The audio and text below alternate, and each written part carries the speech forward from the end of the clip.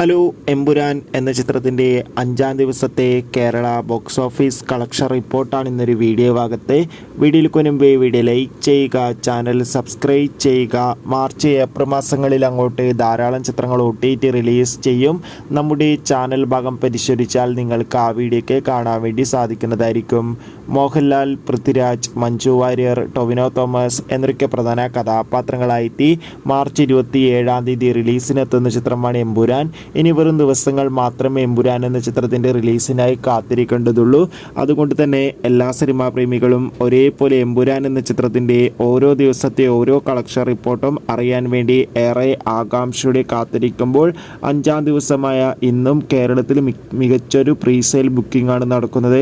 അതുകൊണ്ട് തന്നെ ഇപ്പോഴത്തെ 5 ദിവസം കൊണ്ട് കേരളത്തിൽ നിന്ന് മാത്രം 12.5 കോടിക്ക് മുകളിൽ പ്രീസെയിൽ കളക്ഷൻ നേടിയെടുത്തു എന്നാണ് ട്രാക്കിംഗ് റിപ്പോർട്ടുകൾ സൂചിപ്പിക്കുന്നത്. കാത്തിരിക്കാം കൂടുതൽ ഒഫീഷ്യൽ കളക്ഷൻ റിപ്പോർട്ടിനായി. ചിത്രത്തിന് വേണ്ടി എത്ര പേര് കാത്തിരിക്കുന്നു കമൻറ്റ് ചെയ്യുക.